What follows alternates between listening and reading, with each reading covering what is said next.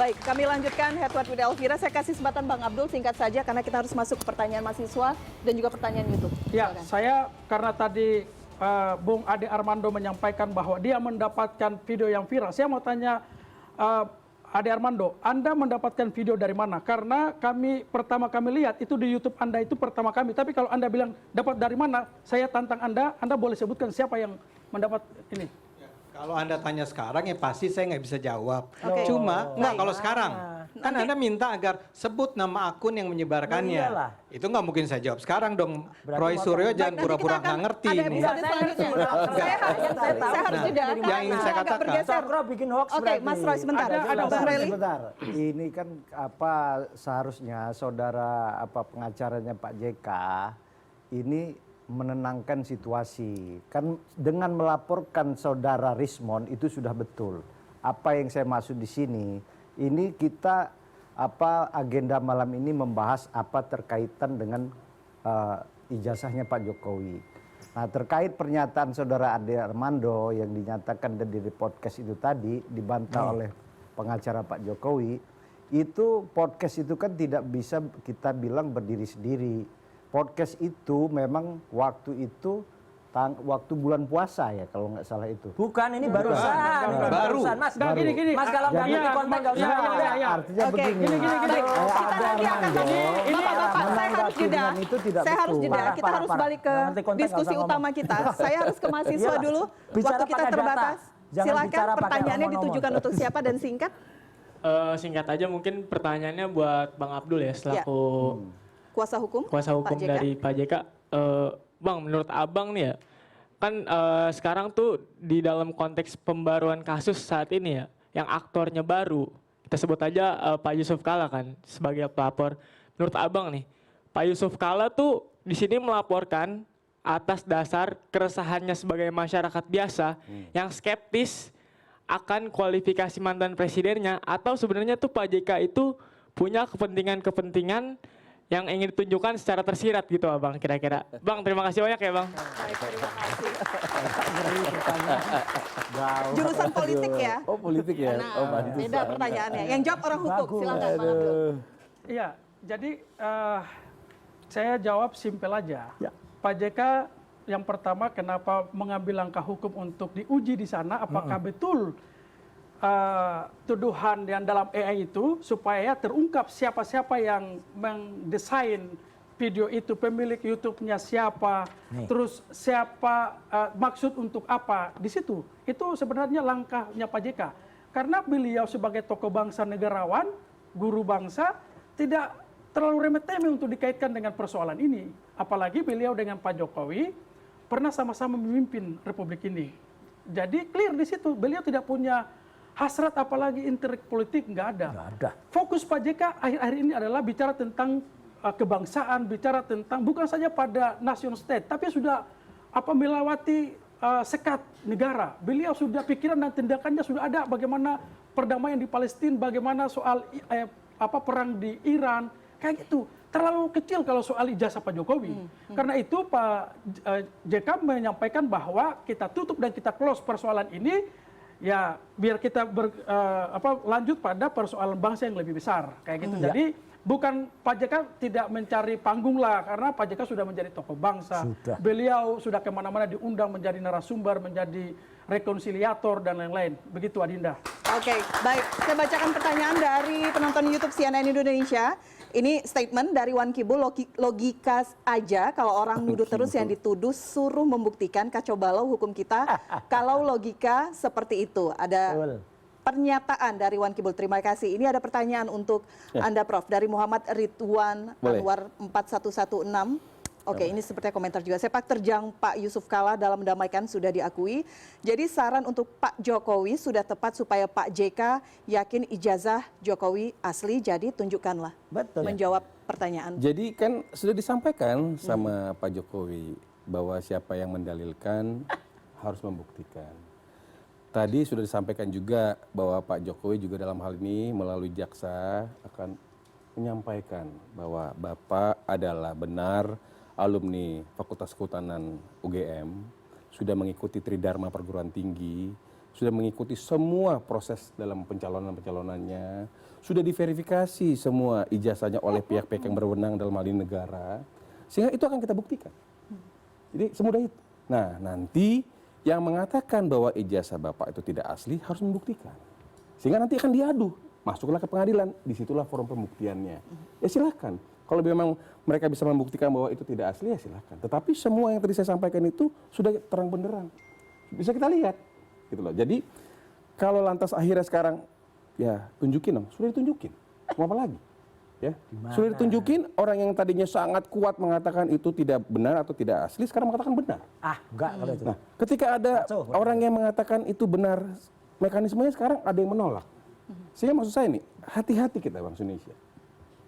Pak Jokowi mengapresiasi laporan yang dilakukan oleh Pak Yusuf Kalla, ya, dan menyampaikan bahwa ya tentu ketika ada yang ingin mendalilkan silakan buktikan, kan gitu.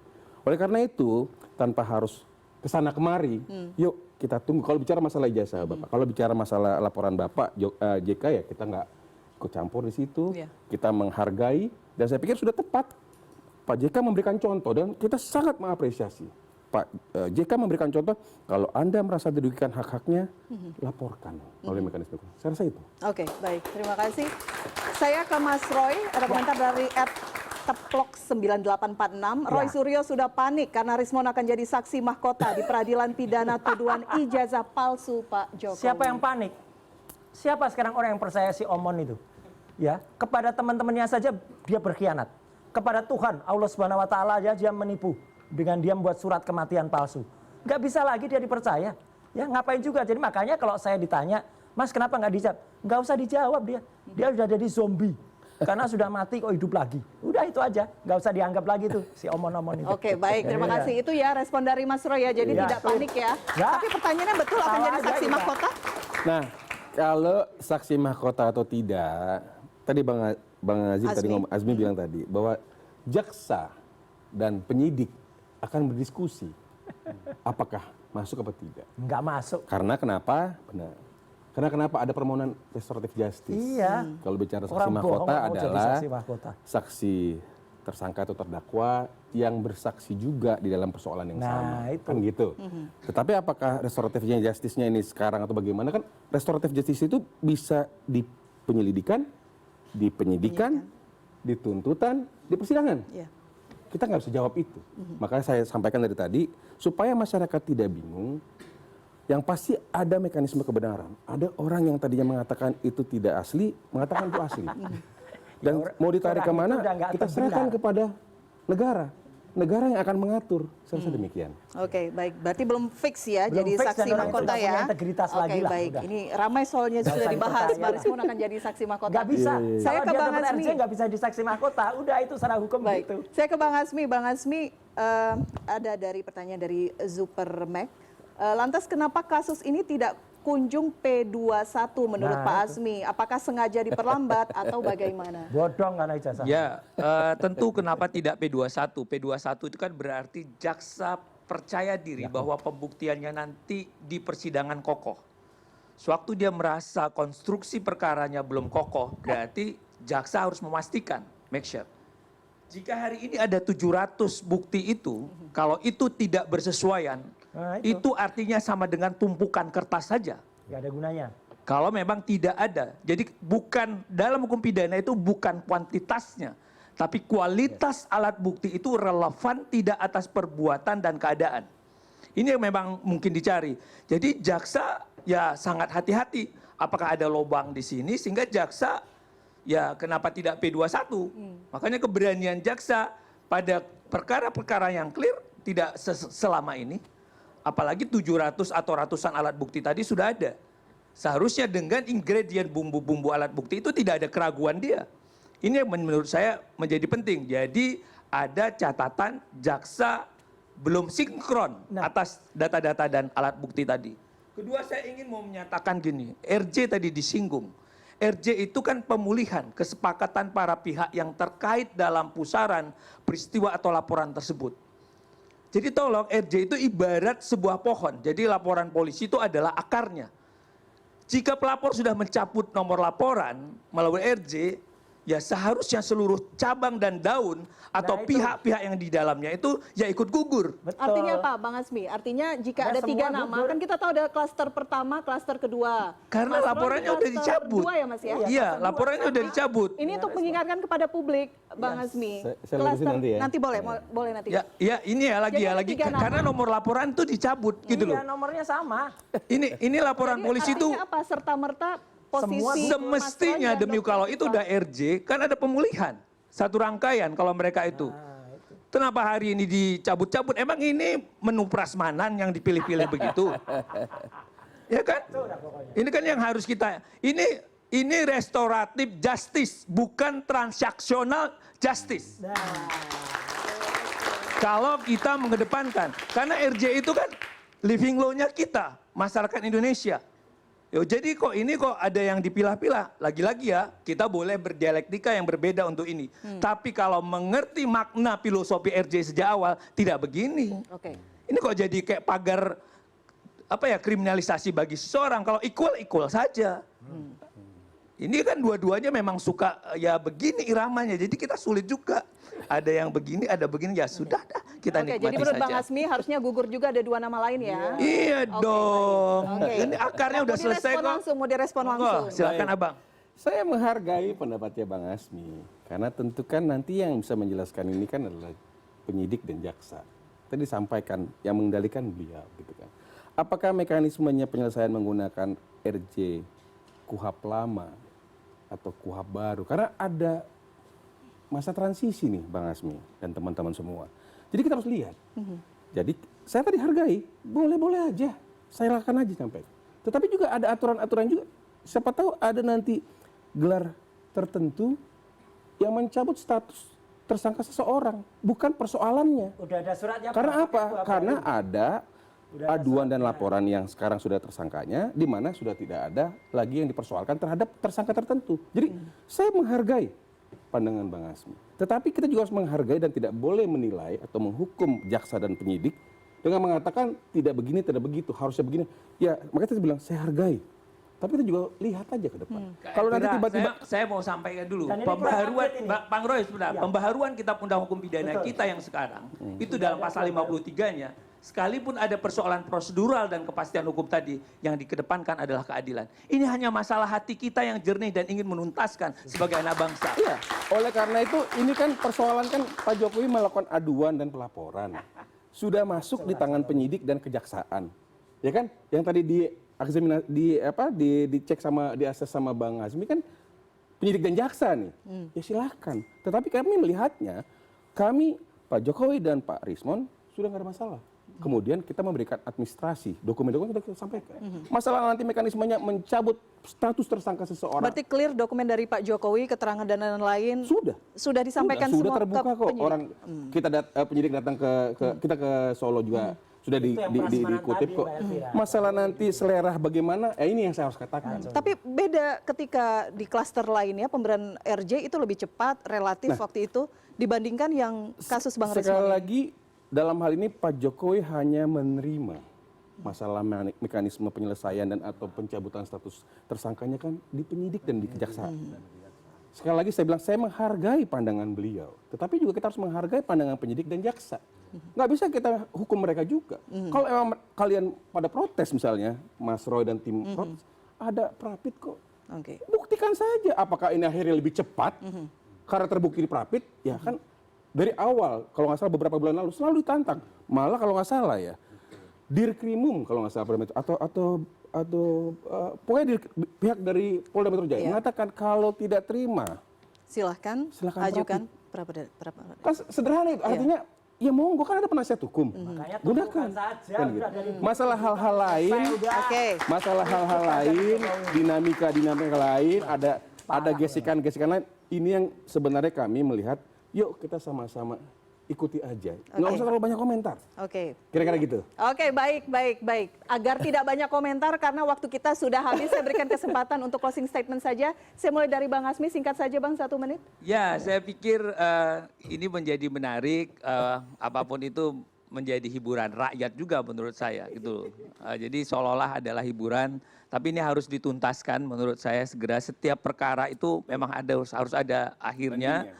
Jadi kalaupun memang ini pidana, mudah-mudahan teman-teman dari kejaksaan tidak lagi banyak P19-nya, bisa segera memang mem-P21-kan segera kalau memang mau diuji dalam peradilan gitu loh. Tapi kalau memang tidak ada dan sulit daripada nanti roboh pembuktiannya, saya kira konsep restoratif justice tadi sudah cabut aja seakar-akarnya dan kita guyup kembali, akur kembali, dan mari kita tata bangsa dengan lebih baik. Mungkin itu. Terima kasih Bang Hasbi. Mas Roy, nih hiburan untuk publik nih. Singkat Mas Roy, 1 menit. Singkat 1 menit, oke. Ini bisa digambarkan dengan pewayangan hiburan rakyat nih ya. Dulu ada raja yang dia Petro kantongnya bolong karena ada 11.000 triliun dan 8.000 triliun. Petro ini tiba-tiba ngangkat Sengkuni. Tahu nggak Sengkuni? Sengkuni itu seorang pengkhianat. Pengkhianat yang disusupkan ke dalam. Pengkhianat ini seolah-olah meneliti 11.000 triliun persen. Dan benar, Sengkuni ini sempat berhadapan dengan Kanjeng Raden Multimedia dan Telematika. Apa, Mon? Kamu mau jadi apa? Saya mau jadi peneliti. Tapi tiba-tiba ijazah saya palsu. Wah, begitu ijazah palsu ketahuan. Dan dia bikin surat palsu ketahuan. Dia jadi zombie. Jadi makanya, saya singkat aja karena cuma 1 menit. Pemirsa nggak perlu nunggu-nunggu. Saya nggak perlu menjawab zombie. Karena yang namanya zombie itu, ya hidupnya mati berkalang tanah. Nggak punya integritas, udah kamu mati aja berkalang tanah. Baik, terima kasih Mas Roy. Zombie nggak itu Mas? Zombinya Beda di situ, wayangnya. makanya sekali lagi sambil nganggep zombinya, kita ambil zombie ini, dan kemudian ini akan menjadi susah atau menjadi pertanyaan. Karena yang namanya orang yang ada di gambar ini, tidak akan pernah tenang karena dari dulu dia nggak jujur. Ya, nah ini, kontroversi ijazah. Tidak akan pernah tenang karena orang ini tidak senegarawan seperti Pak Yusuf Kalla. Tunjukkan saja ijazahnya. Selesai. Baik, terima kasih. Closing statement, Bang, silakan. Oke, Pak JK tidak punya interest terhadap ijazah Pak Jokowi. Tidak ada persoalan dan beliau berdua adalah negarawan, sahabat, pernah memimpin Republik ini. Akhir-akhir ini Pak JK diserang dengan isu akibat dari potongan video yang diangkat oleh Bung Ade Armando dan kawan-kawan. Dan kami melihat bahwa ini adalah gerakan yang paling tidak bermartabat.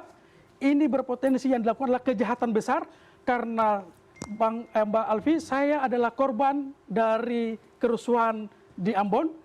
Dan kami menyaksikan bagaimana agama ketika digiring untuk membenturkan itu. Sehingga saya mau sampaikan pada Ade Armando dan teman-teman bahwa perbuatan kalian lebih rendah dari manusia.